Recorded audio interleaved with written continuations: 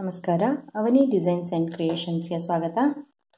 ನಾನಿವತ್ತು ನಿಮಗೆ ಫ್ರೆಂಚ್ ನಾಟನ್ನು ಹೇಗೆ ಹಾಕೋದು ಅಂತ ನಿಮಗೆ ಹೇಳ್ಕೊಡ್ತೀನಿ. ಆರಿ ವರ್ಕಲ್ಲಿ ಫ್ರೆಂಚ್ ನಾಟು ತುಂಬ ಫೇಮಸ್. ಹೇಗೆ ಹಾಕಿದರೂ ಕೂಡ ತುಂಬ ಚೆನ್ನಾಗಿ, ಯಾವ ಡಿಸೈನ್ಗೆ ಹಾಕಿದರೂ ಕೂಡ ತುಂಬ ಚೆನ್ನಾಗಿ ಕಾಣಿಸುವಂಥದ್ದು. ನಾನು ನಿಮ್ಗೆ ಸುಮ್ಮನೆ ಒಂದು ಫ್ಲವರ್ ಮಾಡಿ ತೋರಿಸ್ತೀನಿ. ನೀವು ಅದನ್ನು ಯಾವ ಶೇಪಲ್ಲಿ ಬೇಕಾದರೂ ಹಾಕೊಬೋದು. ನಾನು ನಿಮ್ಮ ನೆಕ್ಸ್ಟ್ ವಿಡಿಯೋದಲ್ಲಿ ಬೇರೆ ಬೇರೆ ಯಾವ್ಯಾವ ಶೇಪಲ್ಲಿ ಫ್ರೆಂಚ್ ನಾಟನ್ನು ಹಾಕಿ ಡಿಸೈನನ್ನು ಮಾಡ್ಬೋದು, ಬಾರ್ಡರ್ ಡಿಸೈನೆಲ್ಲ ಹೇಗೆ ಮಾಡ್ಬೋದು ಅಂದ್ಕೊಂಡು ನೆಕ್ಸ್ಟ್ ನಾನು ನಿಮಗೆ ಹೇಳ್ತೀನಿ. ಫ್ರೆಂಚ್ ನಾಟ್ಗೆ ನೀವು ಎಷ್ಟು ದಪ್ಪ ದಾರ ಹಾಕ್ಕೊತೀರೋ ಅಷ್ಟು ಚೆನ್ನಾಗಿ ನಿಮಗೆ ನಾಟ್ ಬರುತ್ತೆ. ಹಾಗೆ ಒಂದು ಸ್ವಲ್ಪ ಉದ್ದ ಸೂಜಿಯನ್ನು ತಗೊಳ್ಳಿ. ನಾನಿಲ್ಲಿ 12 ಎಳೆ ದಾರವನ್ನು ತಗೊಂಡಿದ್ದೀನಿ. ಫಸ್ಟು ಮಿಡ್ಲಿಗೆ ಸ್ಮಾಲ್ ಫ್ರೆಂಚ್ ನಾಟ್. ನಾನು ನಿಮ್ಗೆ ಇವತ್ತೇ 2 ರೀತಿಯ ಫ್ರೆಂಚ್ ನಾಟನ್ನು ಹೇಳ್ಕೊಡ್ತೀನಿ. ಎಡಗೈಯಲ್ಲಿ ಥ್ರೆಡ್ಡನ್ನು ಹಿಡ್ಕೊಳ್ಳಿ. ಈ ಸೂಜಿಗೆ 2 ಸರಿ ದಾರವನ್ನು ಚುಚ್ಚಿ ಸ್ವಲ್ಪ ಟೈಟ್ ಮಾಡಿಕೊಂಡು ಅದೇ ಜಾಗಕ್ಕೆ ನೀವು ನಾಟ್ ಎಲ್ಲಿ ಹಾಕಿರ್ತೀರೋ, ಅದೇ ನೀವು ದಾರವನ್ನು ಎಲ್ಲಿ ತಗೊಂಡಿರ್ತೀರೋ ಅದೇ ಜಾಗಕ್ಕೆ ಚುಚ್ಕೊಂಡು ನಾವು ಕೆಳಗಡೆಯಿಂದ ನಿಧಾನಕ್ಕೆ ಎಳಿಬೇಕು. ಈ ಡಿಸೈನ್ ಮಾತ್ರ, ಅಂದರೆ ಫ್ರೆಂಚ್ ನಾಟ್ ಮಾತ್ರ ನೀವು ಯಾವುದೇ ಕಾರಣಕ್ಕೂ ಅರ್ಜೆಂಟಲ್ಲಿ ಹಾಕೋಕ್ಕೆ ಹೋಗಬೇಡಿ. ನೀವು ಅರ್ಜೆಂಟಲ್ಲಿ ಹಾಕಿದ್ರೆ ನಮಗೆ ಬೇಕಾದಲ್ಲಿ ಬಿಟ್ಟು ಬೇರೆ ಕಡೆ ಗಂಟಾಗೋದು ಜಾಸ್ತಿ. ಅದಕ್ಕಾಗಿ ನಾವು ಇದನ್ನು ತುಂಬ ಹುಷಾರಲ್ಲಿ ಹಾಕ್ಕೋಬೇಕು. ಮತ್ತು ತುಂಬ ಉದ್ದ ದಾರ ಕೂಡ ಮಾಡ್ಕೊಬೇಡಿ. ನಮಗೆ ಯಾವ ಗ್ಯಾಪಿಗೆ ಬೇಕು ಅಂತ ನೋಡ್ಕೊಳ್ಳಿ. ಅಲ್ಲಿಗೆ ಸೂಜಿಯನ್ನು ಎತ್ಕೊಂಡು ಮತ್ತೆ ಎಡಗೈಯಲ್ಲಿ ನೋಡಿ, ನಾವು ಈ ಥರ ಸ್ಮಾಲ್ ಫ್ರೆಂಚ್ ನಾಟ್ ಹಾಕೋದಿದ್ರೆ ಮಾತ್ರ 2 ಸರಿ ಸೂಜಿಗೆ ದಾರವನ್ನು ಸುತ್ತಿ.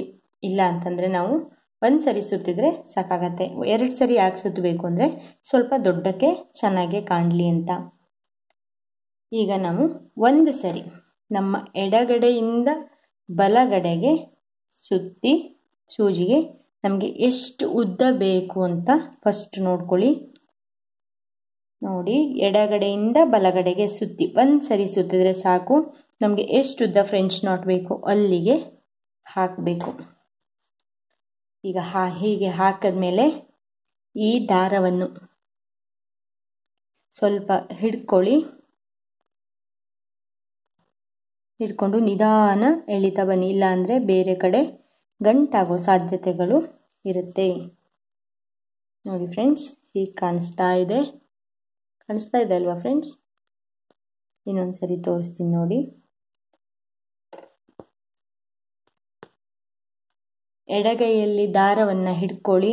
ಎಡಗಡೆಯಿಂದ ಬಲಗಡೆಗೆ 1 ಸರಿ ಸೂಜಿಗೆ ಸುತ್ತಿ ಅದನ್ನು ನಿಮಗೆ ಎಷ್ಟು ಉದ್ದಕ್ಕೆ ಬೇಕೋ ಅಲ್ಲಿಗೆ ಬಟ್ಟೆಗೆ ಚುಚ್ಚಿ ಆದಮೇಲೆ ಈ ದಾರ ಹೀಗೆ ಇರಲಿ ಟೈಟಾಗಿ.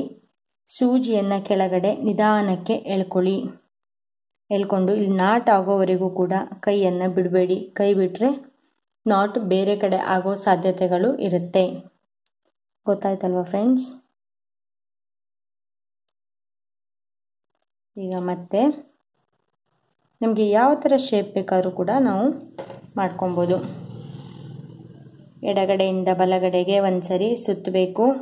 ನಮಗೆ ಎಷ್ಟು ಡಿಸ್ಟೆನ್ಸಿ ಬೇಕೋ ಅಲ್ಲಿಗೆ ಸೂಜಿಯನ್ನು ಬಟ್ಟೆಗೆ ಚುಚ್ಚಿ ಈ ದಾರವನ್ನು ಕೈಯಲ್ಲಿ ಹಿಡ್ಕೊಂಡು ಕೆಳಗಡೆ ಸೂಜಿಯನ್ನು ಮತ್ತೊಂದು ಕೈಯಲ್ಲಿ ಎಳೆಯಿರಿ.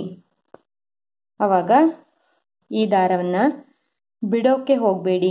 ಸ್ವಲ್ಪ ಗಂಟಾಗೋವರೆಗೆ ಬಿಡೋಕ್ಕೆ ಹೋಗಬೇಡಿ. ಬಿಟ್ಬಿಟ್ರೆ ನಮಗೆ ಬೇರೆ ಕಡೆ ನಾಟ್ ಆಗುತ್ತೆ ಮತ್ತು ಅಷ್ಟು ನೀಟಾಗಿ ವರ್ಕ್ ಕಾಣಿಸೋದಿಲ್ಲ.